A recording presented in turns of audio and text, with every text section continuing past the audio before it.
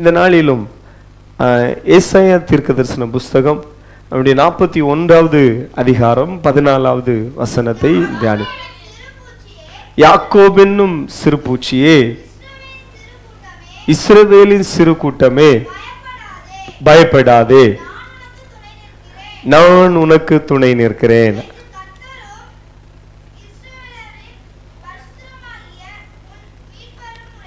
உரைக்கிறார். அன்பு தெய்வ பிள்ளைகளே, நாம் வாசிக்க கேட்ட வேத பகுதியிலே இஸ்ரவேல் ஜனங்களுக்காக தேவன் கொடுத்த ஒரு வாக்கு தத்துவம், போன வாரத்தினுடைய தொடர்ச்சியை இன்றைக்கும் நாம் தியானிக்க இருக்கிறோம். இஸ்ரவேல் ஜனங்கள் ஒரு சிறு கூட்டமாக இருந்தார்கள். இன்றைக்கு உலக வரைபடத்திலே இஸ்ரவேல் அப்படிங்கிற ஒரு நாடு இருக்கிறது அல்லவா? அது எப்படி தோன்றினது அப்படின்னு சொல்லி பார்த்தால், நம்மளை போல ஒரு சாதாரண ஒரு மனுஷர், அவருடைய பேர் ஆபிரகாம். ஆதியாகமத்தின் புஸ்தகம் 12வது அதிகாரம் 1வது வசனத்திலே வாசிக்கிறோம். கர்த்தர் ஆபிரகாமை நோக்கி, உன் தேசத்தையும் உன் இனத்தையும் உன் தகப்பனுடைய வீட்டையும் விட்டு புறப்படு என்று சொல்லி ஒரு அழைப்பு ஆபிரகாமுக்கு வந்தது. இந்த ஆபிரகாமுடைய தகப்பனுடைய பேர் தேராகு. அவர் நதிக்கு அந்த புறத்திலே விக்கிரகங்களை செய்து அதை நமஸ்கரிக்கவும் அதை ஒரு தொழிலாக செய்து வந்த ஒரு குடும்பம். அதை உருவங்களை, விதவிதமான உருவங்களை செய்து அதை ஊராக கொண்டு விலைக்கு கொடுத்து அதனாலே தன்னுடைய வாழ்க்கையை நடத்தி கொண்டிருந்த ஒரு தேராகு என்கிற ஒரு தகப்பனுடைய குமாரன் தான் இந்த ஆபிரகாம். இந்த ஆபிரகாமை ஆண்டவர் பேர் சொல்லி அழைத்தார். உன் இனத்தை விடணும், உன் குடும்பத்தை விடணும், உன் தகப்பன் வீட்டை விடணும், எல்லாவற்றையும் விட்டு நான் உனக்கு காண்பிக்கும் தேசத்துக்கு நேராய் நீ புறப்பட்டு செல். இன்றைக்கும் பாருங்கள், உலகம் எங்கும் பரவி இருக்கிற இதே போல் ஆண்டவரை ஆராதிக்கிற பிள்ளைகளுடைய வாழ்க்கை சரித்திரங்கள் எல்லாம் எடுத்து பார்ப்பீங்கன்னா, ஏதோ ஒரு நம்பிக்கையிலே, ஏதோ ஒரு கிராமத்திலே, ஏதோ ஒரு குடும்பத்திலே வாழ்ந்து கொண்டிருந்தவர்கள் எல்லாரையும் கர்த்தர் அழைத்தார். இன்றைக்கு நாம் பாடல்ல ஒரு வார்த்தையை பாடினது போல ஆண்டவர் நம்மளை தெரிந்து கொண்டார். யாரை பைபிள் சொல்லுகிறது, யாரெல்லாம் கர்த்தர் முன் குறித்தாரோ அவர்கள் எல்லாரையும் ஆண்டவர் பாருங்கள் ஏற்கனவே தெரிந்து கொண்டார். உங்கள் தாயின் கருவிலே தோன்றின பிள்ளைகள் ஒருவேளை 5 பேர் இருக்கலாம், 10 பேர் இருக்கலாம். ஆனா உங்களை என்னையும் கர்த்தர் தெரிந்து கொண்டார். அப்படி அனாதி தீர்மானத்தின்படியே சிலர் பரிசுத்த வேதாகமத்திலே தங்கள் தெரிந்து கொள்ளப்பட்ட விதத்தை சொல்லும் பொழுது எரேமியா சொல்லுகிறார், நான் தாயின் கருவிலே இருக்கும் பொழுதே கர்த்தர் என்னை தெரிந்து கொண்டார். தாவீது ராஜா தன்னை தெரிந்து கொண்ட விதத்தை குறித்து சொல்லும் பொழுது, என் தாயின் கருவிலே நான் உற்பத்தி ஆகிறதுக்கு முன்பாகவே தேவன் என்னை தெரிந்து கொண்டார். ஈசாயினுடைய வீட்டில 8 பிள்ளைகள் இருந்தாங்க. ஆனால் அங்கே தாவீதை கர்த்தர் தெரிந்து கொண்டார். இதே போல உங்களையும் என்னையும் ஆண்டவர் தெரிந்து கொண்டார். எப்படி ஆபிரகாம் தன்னுடைய ஊரை, தன்னுடைய ஃப்ரெண்ட்ஸை, தன்னுடைய பாருங்கள் இனத்தை எல்லாம் விட்டு வந்தானோ, அதே போல பாருங்கள் விட்டு கர்த்தரை சேவிக்கிற கூட்டம் தான் இந்த சிறு கூட்டம். ஆபிரகாம் இப்படியாக தன்னுடைய பிரயாணத்தை தொடங்கினான். தன்னுடைய சகோதரனுடைய குமாரன் என்கிற லோத்து அவனோடு புறப்பட்டான். இப்படியாக பாருங்கள் ஒரு சிறு கூட்டமாய் பிரயாணம் பண்ணினவர்களுடைய பிள்ளைகள் தான் ஆபிரகாமுடைய பிள்ளை ஈசாக்கு. ஈசாக்குனுடைய பிள்ளைகள் 2 பேர். அவங்களுடைய பிள்ளைங்கள் தான் அந்த ஏசா, யாக்கோபு. இதுல ஆண்டவர் யாக்கோபை தெரிந்து கொண்டார். ஒரு வீட்டில் பாருங்க, ஏன் இன்னைக்கு நம்ம பிள்ளைங்க எல்லாம் இங்க கவனிங்க, ஜெபம் பண்ணுங்க, ஆராதிங்க அப்படின்னு சொல்றோம்னா, நீ ஏசாவை போல போயிடக்கூடாது. ஏசா எப்படி தெரிந்தான் என்று சொன்னால், அவன் ஃபுல்லா அந்த வேட்டை ஆடுகிறதுலே வல்லவனாக இருந்தான். வீட்டுக்குள்ள இருக்கவே மாட்டான், ஃபுல்லா வனத்துல தான் சஞ்சரிப்பான். அதனால தான் பிள்ளைங்களை உங்க அம்மா அப்பா ரொம்ப கேர் பண்றாங்க. ஸ்கூல் போயிட்டு ஏன் லேட்டா வந்தா, அல்லவிட்ட வெளியில போறேன்னா ஏன் போனோம் அப்படின்னு நிறைய கொஸ்டின் எழுப்புகிறாங்கல்ல. ஏன் தெரியுமா? நீங்க ஏசாவை போல போயிடக்கூடாது. ஏசா பாருங்கள் வழி தப்பி போயிட்டான். அவனுக்கு பேட் ஃப்ரெண்ட்ஸ். அவன் பாருங்கள் ஃபுல்லா மாம்சத்தின் கிரியைகளுக்கு எடுத்துக்காட்டாக ஏசா இருக்கிறான். யாக்கோபை பார்ப்பீங்கன்னா அவன் வீட்டுக்குள்ளே இருப்பான். அவங்க அம்மா கூட டைம் ஸ்பெண்ட் பண்ணுவான், அப்பா கூட டைம் ஸ்பெண்ட் பண்ணுவான். கூடார வாசியா இருந்தான், நல்ல குணசாலியா இருந்தான். அவன் வீட்டுக்குள்ளே தான் இருப்பான். அவனை பார்க்கணும்னா எங்க தான் பார்க்கலாம்? வீட்டுக்குள்ளதான் பார்க்க முடியும். நல்ல ஒரு குணசாலியா இருந்தான். அவனை தான் கர்த்தர் பாருங்கள் தெரிந்து கொண்டார். அவனுக்கு ஆண்டவர் பெயரை எப்படி வைத்தார்னா இஸ்ரவேல் என்று சொல்லி வைத்தார். அந்த யாக்கோபுடைய குணம் என்ன? அவன் ஜெபம் பண்ணுகிறவனாக இருந்தான். எப்படியோ பாருங்கள், சகோதரனுடைய ஆசீர்வாதத்தை வாங்கிட்டான். நிறைய பேருக்கு விஷயம் தெரியும், அதனால சுருக்கமா சொல்றேன். அவன் சகோதரனுக்கு தப்பி போகும் பொழுது அவன் அப்படி படுத்து தூங்கினான். பாத்தீங்களா? அவன் சொப்பனங்களை காண்கிறவனாக இருந்தான். சில ட்ரீம்ஸ், சில தரிசனங்களை பார்க்கிறவனா இருந்தான். இன்னைக்கு இந்த உலகத்தில் இருக்கிற எல்லாருக்கும் இந்த சொப்பனங்களை பார்க்கிற ஒரு சிலாக்கியம் கிடைக்காது. யாக்கோபுக்கு கிடைத்தது. நம்ம வாழ்க்கையிலும் நிறைய பேர் கனவெல்லாம் காண்பாங்க. ஆனா அப்படி மனசுல ஓடிட்டு இருக்கோம். காலையில தூங்கி எழும்பின ஒண்ணு என்ன கனவு கண்டீங்கன்னு ஏதோ கண்டேன் அப்படின்னு சொல்லிட்டு இந்த தானியேல் புஸ்தகத்திலே வந்த நேபுகாத் நேச்சருடைய நிகழ்வை போலதான் நமக்கு ஏதோ ஒரு சொப்பனம் கண்டேன், ஆனா என்னன்னு என்ன செய்யிட்டு மறந்துட்டு குழம்பிட்டே இருப்பாங்க. ஆனா சிலருக்கு பாருங்கள், கர்த்தர் கொடுத்த தரிசனங்கள், கர்த்தர் கொடுத்த அந்த கனவுகள் அவங்களை விட்டு இந்த மறந்து போகாது.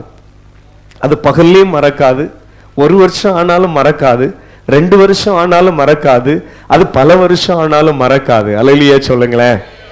யாக்கோபுக்கு இப்படி கர்த்தர் தோன்றுகிறார். அவன் நல்லா தூங்கிட்டு இருக்கிறான். ஒரு ஏணி பூமிக்கும் வானத்துக்கும் என்ன செய்யப்பட்டிருக்கிறது? வைக்கப்பட்டிருக்கிறது. தூதர்கள் ஏறுகிறதும் இறங்குகிறதுமாக இருந்தார்கள். அவனுடைய நுனியில இருந்து கொண்டு கர்த்தர் அவனுடைய இருந்துட்டு கர்த்தர் இவனை பார்த்து என்ன செய்கிறாரு? பேசுகிறாரு. ஆமென். அந்த யாக்கோபே, நான் உன் தகப்பனாகிய ஆபிரகாமின் தேவனும் ஈசாக்கின் தேவனுமாகிய கர்த்தர். அப்போ ஒரு ஆசீர்வாதமான வார்த்தையை சொல்றார். நீ படுத்திருக்கிற இந்த பூமியை உனக்கும் உன் சந்ததிக்கும் தருவேன். இந்த சந்ததி தான் யார் என்று சொன்னால், இந்த யாக்கோபுக்கு பேரை தான் கர்த்தர் எப்படி மாற்றுகிறார்னா, இனி உன்னுடைய பெயர் யாக்கோபு அல்ல, உன் பேர் யாரு? இஸ்ரவேல். இந்த இஸ்ரவேலுக்கு 12 பிள்ளைகள். அங்கும் ஒருத்தன் சொப்பனம் காண்கிறவனா இருக்கிறான். அவனுக்கு பேரை யாரு? யோசேப்பு. அவனும் பாருங்கள் கனவு காண்றான். அவன் கண்ட கனவு மனசுக்குள்ள ஓடிட்டே இருக்கிறது. தரிசனம் நிறைவேறும். தரிசனம் ஒரு குறிப்பிட்ட காலத்திற்காக வைக்கப்பட்டிருக்கிறது. இந்த காலவேளை கர்த்தருடைய வசனத்தை கேட்கிற அன்பு தேவ பிள்ளைகளே, உங்களை குறித்து, உங்கள் பிள்ளைகளை குறித்து கர்த்தர் ஏதாவது தரிசனங்களை தந்தார்னா பாருங்கள், அது சிதைந்து போகாது. ஆவியான இந்த காலவேளை ஏன் இந்த ஆபிரகாம், ஈசாக்கு, அடுத்து யாக்கோபு, அடுத்தது இஸ்ரவேல்ங்கிற சந்ததியை இந்த காலவேளை சபை நடுவிலே பேசுகிறார் என்று சொன்னால், தெரிந்து கொள்ளப்பட்ட ஒரு சந்ததி, அழைக்கப்பட்ட ஒரு ஆபிரகாம், அவனை கர்த்தர் கைவிடல. அந்த குடும்பங்களை ஆண்டவர் அப்படி சிதைந்து போக விடல. இந்த காலவேளை கர்த்தருடைய வசனத்தை கேட்கிற அன்பு தேவ பிள்ளையே, தேவன் உங்களை உங்கள் கற்பத்திலிருந்து தெரிந்து கொண்டது உண்மையானால், இந்த ஆபிரகாமை போல உங்களை பேர் சொல்லி அழைத்தது உண்மையானால், உங்களை பார்த்து இந்த காலவேளை பரிசுத்த ஆவியானவர் சொல்லுகிறார், உங்க பேரை சொல்லி ஹல்லேலூயா, யாக்கோபு என்னும் சிறுபூச்சியே, இஸ்ரவேல் என்னும் சிறுபூச்சியே, நீ என்ன செய்யாத? பயப்படாத. பாருங்க, நான் உன் கூட இருக்கிறேன். உன்னை பேர் சொல்லி அழைத்தவர் நான். உன்னை வலது கையை பிடித்து உன்னை நடத்துவேன் என்று சொல்லி கர்த்தர் சொல்லுகிறார். ஆமென். யாக்கோபு என்னும் பூச்சியே, இஸ்ரவேல் என்னும் சிறு கூட்டமே, பயப்படாத, நான் உனக்கு துணை நிற்கிறேன். அல்லேலூயா. கர்த்தர் உங்களை நிலைநிறுத்துவார். கர்த்தர் உங்களை ஆசீர்வதிப்பார். யாரெல்லாம் இன்றைக்கு வர இந்த அழைப்பின் சத்தத்தை கேட்டு தைரியமா பாருங்கள், ஞான ஸ்நானம் எடுத்து பைபிளை கையில எடுத்து வாசிக்க ஆரம்பித்து இந்த இயேசுவை பின்பற்றினாங்களோ அவங்க கைவிடப்பட்டதில்லை, அவங்க அலைந்து திரிந்ததில்லை. ஒரு தேவ மனுஷன் இப்படியாக அவர் வசனத்தில் இப்படியாக சொல்லுகிறார். நான் பாருங்கள், நான் இளைஞனா இருந்தேன், நல்ல வாலிப நாட்கள் இருந்தேன். அப்புறம் நான் யாரா மாறினேன்னா முதிர் வயது உள்ளவரா மாறிட்டேன். அப்ப இப்படி சொல்லுவாங்க சிலவங்க, என் எக்ஸ்பீரியன்ஸ்ல சிலவங்க ஒரு 80-100 வயசு உள்ளவங்க சொல்றது போல இந்த மனுஷன் சொல்றான், நான் இளைஞனா இருந்தேன், நான் அப்புறம் முதிர் வயது உள்ளவனா மாறினேன். நான் நிறைய பேரை பார்த்தேன், நிறைய பேரை என்ன செய்தேன்? பார்த்தேன். அந்த பார்த்ததுல நீதிமானுடைய, ஆனாலும் நீதிமான் யாரெல்லாம் ஆண்டவருக்கு பயந்து நடந்தான், அந்த நீதிமான் கைவிடப்பட்டதையும் அவன் சந்ததி அப்பத்துக்கு இறைந்து திரிந்ததையும் நான் என்ன செய்யலை? நான் காணவில்லை. ஒரு மனுஷன் சொல்றான், பாருங்க, நான் இளைஞனா இருந்தேன், நிறையவரை பார்த்தேன் இந்த ஊர்ல, உலகத்துல, தேசங்கள்ல நிறையவரை பார்த்தேன். அதுல எனக்கு ஆச்சரியமான காரியம் என்னவென்று சொன்னால், நீதிமான் கைவிடப்பட்டதில்லை. அப்போ ஆண்டுடைய அழைப்பின் சத்தத்தை கேட்டு தைரியமா பைபிளை எடுத்துட்டு இயேசுவை சேவிக்க ஆரம்பித்த அன்பு தேவ பிள்ளையே, நீ கைவிடப்படுவதில்லை. ரெண்டாவது, உன் பிள்ளைகள் அவங்க ஒரு நாள் அப்பத்துக்கு அலைந்து தெரிய ஆண்டவர் இட மாட்டார். நீங்க ஆண்டவருக்கு பிரியமா வாழ்றீங்களா, உங்க பிள்ளைங்க உதவிக்காக இன்னொரு நபர்களை நாட கர்த்தர் ஒரு நாள் விட மாட்டார். அப்படின்னா உங்களை ஆசீர்வதிப்பாரு, உங்க பிள்ளைங்களையும் கர்த்தர் ஆசீர்வதிப்பார். ஆமென். எத்தனை பேர் விசுவாசிக்கிறீங்க? அல்லேலூயா சொல்லுங்களேன். நான் சில இடத்துல இயேசுவை பற்றி சொல்லும் பொழுது சொல்லுவேன், உங்களுக்காக நீங்க கர்த்தருக்கு பயந்து நடக்காவிட்டாலும் உங்கள் பிள்ளைகளுக்காக கர்த்தருக்கு பயந்து நடங்கன்னு சொல்லுவேன். ஆமென். அல்லேலூயா. அப்ப இந்த வேதத்துல வாசிக்கும் பொழுது யாக்கோபு என்கிற இந்த சந்ததியை ஆண்டவர் ஆசீர்வதித்தார்.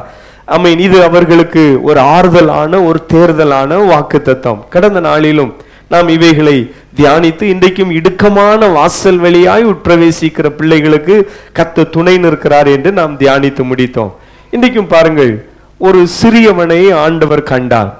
நியாயாதிபதிகளின் புஸ்தகத்துக்கு நேராக நம்முடைய சிந்தையை திருப்போம். அதனுடைய 6வது அதிகாரம், நியாயாதிபதிகளின் புஸ்தகம் அதனுடைய 6வது அதிகாரத்திலே சில வசனங்களை நாம் தியானிக்க இருக்கிறோம். இஸ்ரவேல் புத்திரர்கள், அப்போ இந்த இஸ்ரவேல் ஜனங்கள், இந்த யாக்கோபனுடைய சந்ததிகள் இருக்கிறாங்கல்ல, இவர்கள் பாருங்கள், பின்பும் இவர்கள் பொல்லாதவைகளை செய்தார்கள். கர்த்தர் அப்பொழுது அவர்களை 7 வருஷம் மீதியானியரின் கையிலே ஒப்பு கொடுத்தார். நியாயாதிபதிகள் புஸ்தகம் என்று சொன்னாலே உங்களுக்கு ஞாபகத்துக்கு வர வேண்டிய விஷயம், இந்த ஜனங்கள் எப்பொழுதெல்லாம் கர்த்தரோடு கூட நடந்தாங்களோ அப்போ அவர்களுக்கு ஆசீர்வாதம் மிகுதியா இருந்தது. எப்பொழுதெல்லாம் இவர்கள் கர்த்தரை விட்டு தூரம் போகிறார்களோ அப்பொழுது சில சத்துருக்கள் கையிலே கர்த்தர் இவர்களை ஒப்பு கொடுத்தார். நியாயாதிபதிகள் புஸ்தகத்திலே இஸ்ரவேலர்களை மேற்கொண்ட சில சத்துருக்களை பார்ப்போமே ஆனால் பெலிஸ்தியர்கள் பலமுறை இவர்களுக்கு விரோதமாய் வருகிறார்கள். அடுத்ததாக மோவாபியர்கள் பலமுறை இவர்களுக்கு எதிராக வருகிறார்கள். அம்மோன் புத்திரர் பல வேளையில இவர்களுக்கு விரோதமாக வருகிறார்கள். மீதியானியர்கள் பல வேளையில இவர்களுக்கு விரோதமாக என்ன செய்கிறார்கள்? வருகிறார்கள். இப்படியாக சில சத்துருக்களை கர்த்தர் எழுப்பி விட்டார். இன்றைக்கும் நம்ம எல்லாம் இஸ்ரவேலர்கள், ஆவிக்குரிய இஸ்ரவேலர்கள். வாக்குத்தத்தத்தின்படி ஒரு இஸ்ரவேலர் சந்ததி இருந்தாலும் நம்மளை எல்லாரையும் கர்த்தர் ஆவிக்குரிய பிள்ளைகளாக நம்மளை அழைத்தார். Praise God. இருதயத்திலே விருத்த சேதனம் உள்ளவர்களாக நாம் உண்மையான ஒரு தேவ பிள்ளைகளாக நாம் இன்றைக்கும் இருக்கிறோம். ஆமென். இந்த ஜனங்கள் எப்படி கர்த்தரை விட்டு தூரம் போனார்களோ அதே போல கர்த்தருடைய வசனத்தை கேட்கிற அன்பு தேவ பிள்ளை, கர்த்தரை விட்டு நீ தூரம் போக போக இந்த இஸ்ரவேல் ஜனங்களை இந்த கொல்லுகிறதற்காக அல்ல சத்துருவ ஆண்டவர் எழுப்பி விட்டது. இவர்கள் என்னிடமா என்ன செய்ய வேண்டும்? திரும்ப வேண்டும், என் பக்கமாய் வர வேண்டும் என்பதற்காக கர்த்தர் சில சத்துருக்களை எழுப்பினார். கரங்களை அசைத்து ஒரு அல்லேலூயா சொல்லுங்களேன். அதான் இந்த இஸ்ரவேலை குறித்து கர்த்தர் சொல்லும் பொழுது, எப்ராஹிமே நான் உன்னை எப்படி கைவிடுவேன்? ஆண்டவர் சொன்ன ஒரு வார்த்தை, நான் உன்னை எப்படி கைவிடுவேன்? அப்படின்னா நம்முடைய பிள்ளைங்களை யாராவது கைவிடுவோமா? கைவிட மாட்டோம். ஆண்டவர் அதை தான் நம்ம பிள்ளைகளையும் அவர் அழைத்த பிள்ளைகளையும் கம்பேர் பண்ணி சொல்றாரு. பாத்தீங்களா? ஸ்திரீ ஆனவள் தன் கற்பத்தின் பிள்ளையை மறப்பாளோ? அவள் மறந்தாலும் நீ என்னால் என்ன செய்வதில்லை? மறக்கப்படுவதில்லை. அல்லேலூயா. கரங்களை அசைத்து அல்லேலூயா சொல்லுங்களேன். நிறைய பேர் சொல்லுவாங்க, இயேசு என்ன கைவிட்டு விட்டாரு, இயேசு என்ன மறந்து விட்டாரு. அதை சொல்லிட்டு தான் ஆண்டவர் சொல்றாரு, இல்ல நான் உன்னை மறக்கல, நீதான் என்னை என்ன செய்து விட்டாய்? மறந்து விட்டாய். அல்லேலூயா. யாருக்கு வீட்டில எல்லாம் குடும்ப ஜெபம் இல்லையோ நீங்க இயேசுவை மறந்து விட்டீங்க. இன்னைக்கு சங்கீதம் வாசித்தது போல, நான் எகிப்திலே செய்த அதிசயங்களை அவர்கள் நினையாமல். அல்லேலூயா. அப்போ யாருடைய வாழ்க்கையில எல்லாம் தனி ஜெபம் இல்லையோ நீங்க இயேசுவை மறந்து விட்டீங்க. யாருடைய வாழ்க்கையில எல்லாம் அனுதின வேத தியானம் இல்லையோ நீங்கள் இயேசுவை மறந்து விட்டீங்க. அனுதினமும் அவரை ஆராதிக்கணும். அனுதினமும் ஒவ்வொரு நாளும் நம்முடைய வீட்டில ஜெப சத்தம் கேட்கணும். ஒவ்வொரு நாளும் நம்முடைய வீட்டிலே துதி சத்தம் கேட்கணும். கர்த்தர் அதை விரும்புகிறார். நீதிமானுடைய கூடாரங்களிலே ரட்சிப்பின் கம்பீர சத்தம் என்ன செய்யணும்? தொனிக்கணும். நம்ம வீட்டுல உண்மையிலே கர்த்தரை துதிக்கிற துதி சத்தம் தொனிக்கிறது என்று சொன்னால் உங்க வீட்டுல மகிழ்ச்சியின் சத்தத்தையும் கர்த்தர் தொனிக்க பண்ணுவார். அல்லேலூயா. ஆரவாரத்தை உண்டு பண்ணுவார், சிரிப்பை உண்டு பண்ணுவார். எத்தனை பேர் விசுவாசிக்கிறீங்க? கரங்களை உயர்த்தி கர்த்தரை ஸ்தோத்திரம் பண்ணுங்களேன். ஆமென். இப்பொழுது பாருங்கள், இஸ்ரவேல் ஜனங்கள் கர்த்தரின் பார்வைக்கு பொல்லாத காரியத்தை செய்தார்கள். யாருடைய பார்வைக்கு? கர்த்தருடைய பார்வை. கர்த்தருடைய பார்வை என்று சொல்லும் பொழுது நம்முடைய பார்வைக்கும் கர்த்தருடைய பார்வைக்கும் வித்தியாசம் உண்டு. நம்ம ஒரு மனுஷனை பார்க்கும் பொழுது வெளி தோற்றத்தை தான் பார்ப்போம். ஆனா கர்த்தர் ஒரு மனுஷனை பார்க்கும் பொழுது உள்ளத்தை பார்க்கிறார். நம்ம எதை நம்ம சிந்தித்துட்டு இருக்கிறோம், நம்முடைய மைண்ட்ல என்ன ஓடிட்டு இருக்கு அப்படிங்கிறத கர்த்தர் பார்க்கிறார். இதை அறிந்த பிள்ளைங்க தேவையில்லாத காரியத்தை மனசுல ஓட விட மாட்டாங்க. வாலிப பிள்ளைகளுக்காக சொல்லுகிறேன், தாவீது ஆமென் ஜெபிக்கிற அந்த ஜெபத்தை நீங்களும் ஜெபித்தால் ஆமென் பாருங்கள், உங்க மைண்ட்ல வர்ற போராட்டங்களை நீங்க மேற்கொள்வீங்க. தாவீது சொல்லுகிற வீண் சிந்தனைக்கு நான் வெறுத்து, அப்படி வேதத்திலே நான் எப்படி இருக்கிறேன்? பிரியமா இருக்கிறேன். வீண் சிந்தனையை வெறுக்கணும். சாத்தான் அவன் அட்டாக் பண்றது என்னன்னா, இப்போ ஒரு காலத்துலலாம் இந்த வேர்ல்டு உலகத்துல யுத்தத்தை பார்த்தீங்கன்னா இவங்க இங்க இருந்து ஒரு மிசைல் அனுப்புவாங்க, ஒன்று அந்த நாடு அங்கிருந்து ஒரு மிசைல் அனுப்பும். இப்போ அதை விட டேஞ்சர் என்ன தெரியுமா? அவங்களுடைய பேங்கு அளவிட்டு அவங்களுடைய உள்ளான சில கட்டமைப்பு இருக்கு பார்த்தீங்க, அங்க இருக்கிற இந்த சாப்ட்வேரையே அட்டாக் பண்ணிடுவோம். ஸோ காலையில் பேங்குல போயாச்சுன்னா நெட்டு என்ன செய்யாது, ஓப்பன் ஆகாது. இந்த மாதிரிப்பட்ட அட்டாக். இதே போல சாத்தானுடைய ஒரு தந்திரம் என்ன தெரியுமா? உங்க சிந்தை மண்டலத்தை குழப்பிடுவான். காலையிலேயே குழப்புவான். தேவையில்லாத எண்ணங்கள், அசுத்த எண்ணங்கள், பல எண்ணங்களை கொண்டு வரும். அதனால்தான் தாவீது இப்படியாக ஜெபம் பண்ணுகிற, ஆண்டவரே வீண் சிந்தனைகளை நான் என்ன செய்கிறேன்? வெறுக்கிறேன். இந்த வீண் சிந்தனையிலிருந்து சில பிள்ளைங்களுக்கு ஒரு மனமா என்னால ஜெபிக்க முடியல, ஒரு மனமா என்னால அவங்க வேதத்தை வாசிக்க முடியலங்கிற போராட்டம் இருக்கிற, தலையில கை வச்சு ஜெபம் பண்ணு, ஆண்டவரே என் சிந்தையில் ஒரு பரிசுத்தத்தை தாங்க, என் பார்வையில் ஒரு பரிசுத்தத்தை தாங்க என்று சொல்லி நீங்கள் ஜெபிக்கும் பொழுது நிச்சயமாகவே கர்த்தர் அதை தருவார். அப்போ இவங்க கர்த்தரின் பார்வைக்கு அவர்கள் பொல்லாப்பானதை செய்தார்கள். அப்பொழுது கர்த்தர் அவர்களுக்கு 7 வருஷம் மீதியானின் கையிலே ஒப்பு கொடுத்தார். பாவம் நம்முடைய வாழ்க்கையில ஏதாவது பாவத்துல யாராவது அடிமைப்பட்டு இருக்கிறீங்கன்னா உங்க ஆசீர்வாதம் காலதாமதமாகும் என்கிறதை மறந்து விடாதுங்க. வாலிப நாட்கள்ல வாலிப தங்கச்சிங்க கவனிங்கம்மா, உங்களுக்காகவே பாருங்க, என்னுடைய வாலிப நாட்களை நான் இயேசுவை ஏற்றுக்கொண்டேன். அப்பொழுது பாருங்கள், இந்த இப்ப நான் உங்கள் நடுவிலிருந்து வேத வசனத்தை பிரசங்கம் பண்றது போல ஒரு தேவ மனுஷன் பண்ணின அந்த பிரசங்கம் எனக்குள்ள தேவ பயத்தை கொண்டு வந்தது. அவர் சொன்னார், பாருங்கள், நீ செய்கிற பாவத்தினால உன்னுடைய ஆசீர்வாதம் காலதாமதம் ஏற்படும். இப்ப இஸ்ரவேல் ஜனங்கள் அவர்கள் கர்த்தருடைய பார்வைக்கு பொல்லாப்பானதை செய்ததுனால 7 வருஷம் எங்க போயிடுறாங்க? பேக்ல போயிடுறாங்க. 7 வருஷம் இவங்களுடைய விவசாயம்லாம் நல்லா நடந்து, இவங்களுடைய தொழில்கள்லாம் நல்லா நடந்தா 7 வருஷத்துல இவங்க சில ஆசீர்வாதங்களை என்ன செய்திருக்கலாம்? சுதந்திரித்திருக்கலாம். இப்போ இவர்கள் கர்த்தரின் பார்வைக்கு அந்த வசனத்தை கவனிப்பீங்கன்னா பொல்லாப்பானதை செய்தார்கள். அப்பொழுது கர்த்தர் அவர்களை 7 வருஷம் மீதியானியரின் கையில ஒப்பு கொடுத்தார். இந்த மீதியானியர்கள் என்ன செய்தாங்க தெரியுமா? இஸ்ரவேல் ஜனங்கள் விதை விதைக்கும் பொழுது, அந்த 3வது வசனத்துக்கு வந்துருமா, அவங்க விதை விதைக்கிறாங்க. மீதியானியரும் அமலேக்கியரும் கிழக்கத்திய புத்திரரும் அவருக்கு விரோதமாக எழும்பி வந்து அவர்களுக்கு எதிரே பாளையம் இறங்கி நிலத்தின் விளைச்சலை கெடுத்து இஸ்ரவேலின் ஆகாரத்தை ஆகிலும் ஆடு மாடுகள் கழுதை ஆகிலும் வைக்காதே போனார்கள். ஒரு விவசாய நிலத்துல விளைச்சல் என்கும் பொழுது ஒரு நாள்ல வர்றது கிடையாது. சிலதெல்லாம் 6 மாசம், சிலதெல்லாம் 1 இயர். அவங்க கஷ்டப்பட்டு இப்பொழுது பாருங்கள், பயிரை அறுக்கலாம் அப்படிங்கிற நேரம் சத்துருக்கள் ஈஸியா எதை மட்டும் கொண்டு போயிருவாங்க? இந்த தானியங்களை மட்டும் கொண்டு போயிருவாங்க. அவங்களுடைய ஆடு மாடுகளை மட்டும் கொண்டு போயிருவாங்க. இஸ்ரவேல் ஜனங்களுக்கு மிகுந்த சோர்வு. இப்படிதான் பாருங்க, நிறைய பேர் இன்றைக்கும் கஷ்டப்பட்டு சம்பாதிப்பாங்க. இந்த பணத்தை வைத்து ஏதாவது ஒரு காரியம் செய்யலாம் என்று சொல்லும் பொழுது வீண் செலவு. தேவையில்லாத நஷ்டங்கள், தேவையில்லாத லாஸ். இன்றைக்கும் அன்பு தெய்வ பிள்ளைகளே, இப்படியாக இந்த ஜனங்கள் 7 வருஷம் இவங்க கஷ்டப்பட்டு எல்லாம் சம்பாதிப்பாங்க. இவங்க ஆசீர்வாதங்கள் எல்லாம் இந்த மீதியானியர்கள் கொண்டு போய் விடுவார்கள். இன்றைக்கும் யாராவது உங்க வாழ்க்கையில நான் கஷ்டப்பட்டு சம்பாதிக்கிறேன், ஆனா நான் நினைத்தது போல மேல வர முடியலன்னு சொல்லி யாராவது வேதனையில இருக்கிறீங்கன்னா, இன்றைக்கும் கர்த்தருடைய பார்வையிலே என்னுடைய அந்தரங்க வாழ்க்கை எப்படி இருக்கிறது?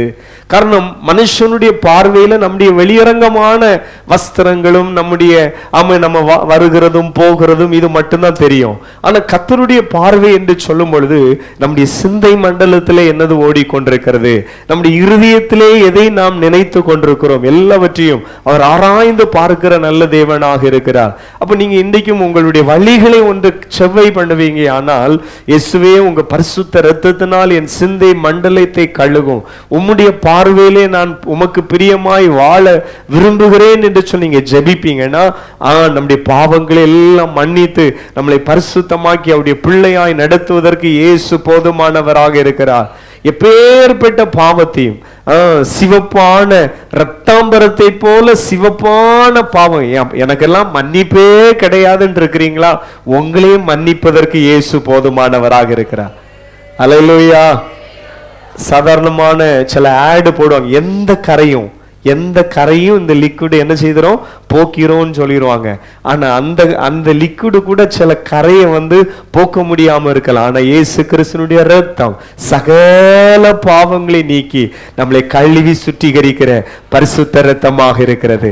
இந்த இரத்தத்துக்காக கரங்களை உயர்த்தி ஒரு கர்த்தருக்கு ஸ்தோத்திரம் சொல்லுங்களேன். ஆமென். இயேசு கிறிஸ்துவினுடைய இரத்தம் ஜெயம் சொல்லுங்களேன். அப்ப இயேசு கிறிஸ்துவினுடைய இரத்தம் நம்முடைய பாவங்களை மன்னிக்கிறது, நம்முடைய சிந்தை மண்டலத்தில் இருக்கிற பாவங்களை மன்னிக்கிறது, நம்முடைய இருதயத்தில் இருக்கிற பாவத்தை என்ன செய்கிறது, மன்னிக்கிறது.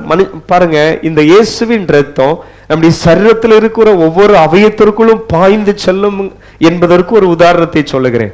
இப்போ மருத்துவர்கள் இருக்கிறாங்க. இன்னைக்கு எல்லாம் பாத்தீங்கன்னா அந்த மெடிசன் கூட நவீனமாகிவிட்டது.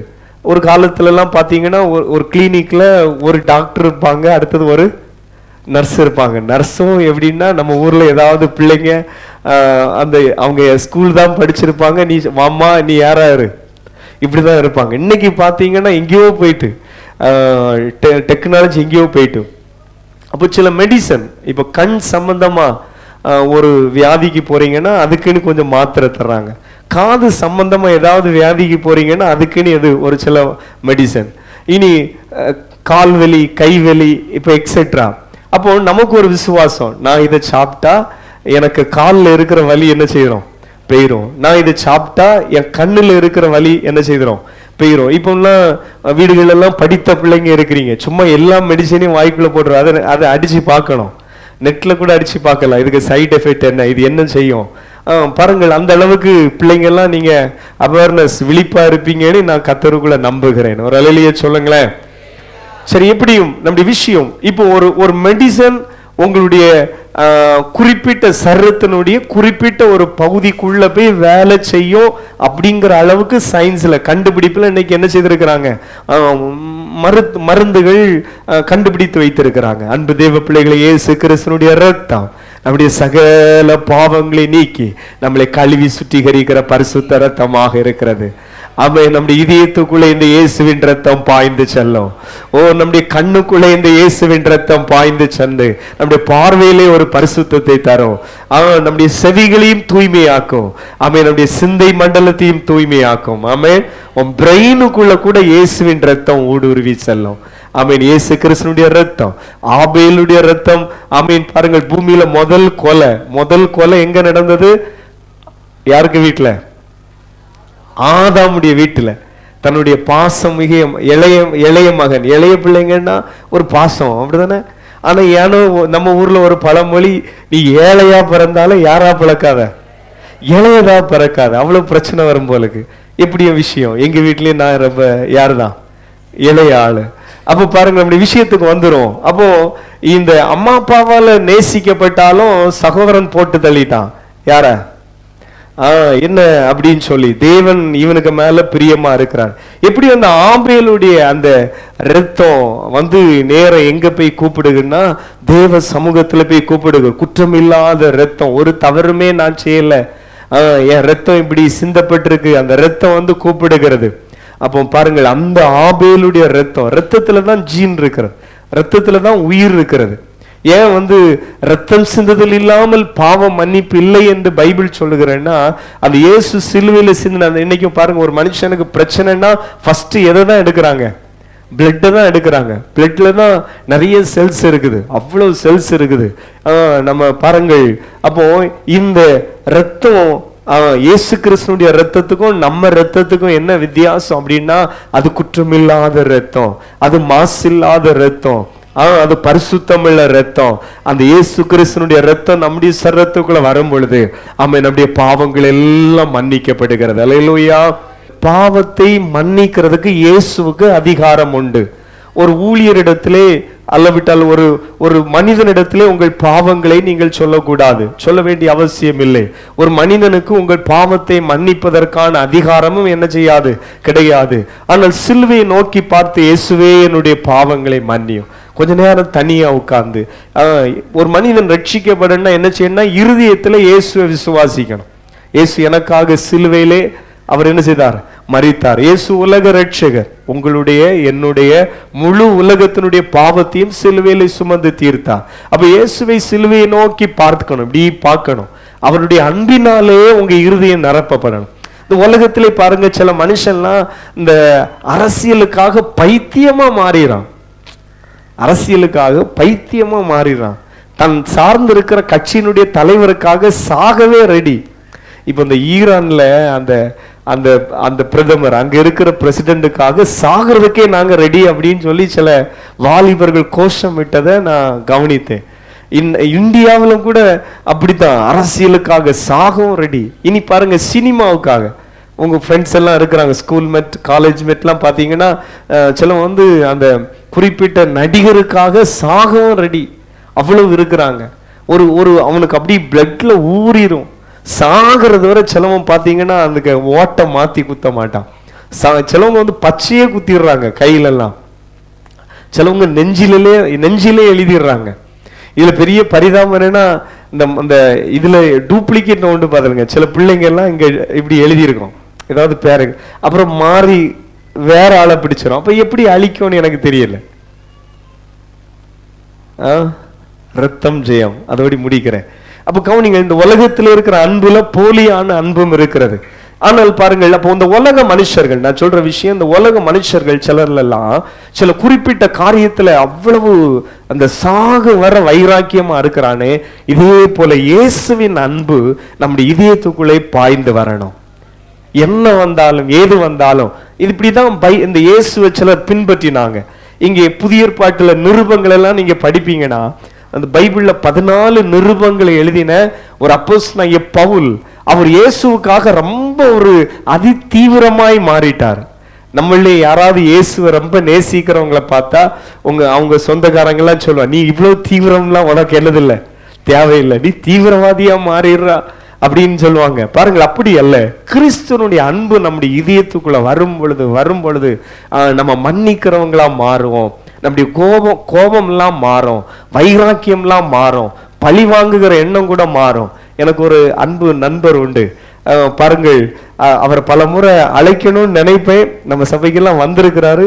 ஆனால் ஒரு சாட்சி சொல்லி வசனம் சொல்ல அழைக்கணும்னு நினைப்பேன். காரணம், தன்னுடைய சொந்த சகோதரியை வந்து திருமணத்தினுடைய முந்தின நாள் வந்து மாமா பிள்ளைங்க வந்து வெட்டி கொண்டு விட்டாங்க. எதுக்குன்னா அவங்களுக்கு கட்டி கொடுக்கலன்னு. சொந்த மாமா பிள்ளைங்க முறை பிள்ளைய வந்து அவங்களுக்கு கட்டி கொடுக்காம இவங்க வேற கல்யாணம்லாம் ரெடி பண்ணதுனால வீட்டில் வந்து இப்படி சகோதரிகளை என்ன செய்யிட்டாங்க, வெட்டி கொலை செய்துட்டாங்க. இவர் வந்து பாருங்க எப்படி இருக்கும் வீட்டில். இவர் வந்து நல்ல திறமையான ஆள், ஒரு ஆயுதத்தை எடுத்துக்கொண்டு அவங்கள கொலை செய்யாம இங்க வீட்டுக்கு அடக்கம் பண்ண என்ன செய்ய மாட்டேன், வரமாட்டேன்னு இறங்கி போயிட்டாப்ல. தன்னுடைய நண்பர்களை அழைத்து கொண்டு தேடி தேடி பார்த்தாரு, அவங்க தென்படல. எப்படி பாருங்கள், இவர் இயேசுவை ருசித்தார், இயேசுனுடைய அன்பை ருசித்தார். அல்லேலூயா. சமாதானம் இல்லாம ஒரு பைத்தியம் போல நான் இருந்தும் என் வீட்டில் வந்து இப்படி என் சகோதரிகளை இப்படி வெட்டி கொலை செய்து, அன்னைக்கு பத்திரிகையில் இது ரொம்ப பிரபலமாய் வந்த செய்தி, நம்முடைய மாவட்டத்தில் நடந்த விஷயம். அப்போ பாருங்கள், இப்படி அப்படி ஒரு வெறித்தனமா இருந்த மனுஷனு பாருங்கள் இயேசுவின் அன்பு கவர்ந்து கொண்டது. அல்லேலூயா. அவர் வந்து பாருங்கள் இயேசு பாருங்கள் என் பாவத்தை மன்னித்தார் அப்படின்னு சொல்லி பாருங்கள் முழங்கால் படிட்டு ஜெபித்து ஜெபித்து வேதத்தை கேட்டு கேட்டு ஆவிக்குரிய பாடல்களை பாடி பாடி அப்படியே அவருடைய அந்த மனசுக்குள்ளே இருந்த அந்த வெறி மாறினது, கொலை வெறி மாறினது, பழி வாங்குகிற அந்த எண்ணம் மாறினது. கத்தியை கீழே போட்டார், மறைத்து வைத்திருந்த என்னைக்காவது கொஞ்ச நாள் கூட அவரால் முடியலை, எப்படியாவது என்னைக்காவது அவங்களை எங்கேயாவது வச்சு பார்ப்பேன் எப்படியாவது என்ன செய்யணும், போட்டுறணும் அப்படிங்கிற எண்ணத்துல இருந்தார். மறைத்து வைத்திருந்த ஆயுதத்தையும் வெளியில போட்டாரு, பைபிளை கையில எடுத்தாரு. இன்னைக்கு கர்த்தர் அவரை கனம்படுத்தி நம்முடைய மாவட்டத்துல ஒரு வல்லமையான ஒரு தேவனுடைய ஊழியராய் கர்த்தர் அவரை வைத்திருக்கிறார். கரங்களை வியத்தி ஒரு ஸ்தோத்திரம் பண்ண மாட்டீங்களா? எப்பேற்பட்ட பாவத்தை மன்னிக்கிற இயேசு பாருங்க, அந்த பழி வாங்குகிற அந்த இருதயம். இந்த சாட்சி என் பிள்ளைகளிடத்துல சொன்னேன், அவர் என்னுடைய நண்பர். அப்போ அவரை காட்டி கொடுத்து இப்படி சொன்னேன், ஒன்று இப்போ அவங்க அந்த ஃபேமிலிட்ட இவர் பேசுவாரா அப்படின்னு சொல்லி கேட்டாரு. ஆமா பேசினாரு. அல்லேலூயா, மன்னித்தார். வசனம் அப்படிதான் சொல்லுகிறது. இயேசு நம்முடைய பாவங்களை மன்னித்தது போல நாமும் ஒருவருக்கு என்ன செய்ய வேண்டும், மன்னிக்க வேண்டும். அல்லேலூயா. அந்த மன்னிக்கிறதுங்கிறது வந்து பாருங்க பெரிய ஆசீர்வாதம். இருதயபூர்வமாய் சிலரை நாம் மன்னித்து விட்டோம் என்று சொன்னால் ஆண்டவர் நம்மளை மகிமைப்படுத்துவார். ஆமென். அல்லேலூயா. கர்த்தர் நம்மளை கனப்படுத்துவார். ஆமென்.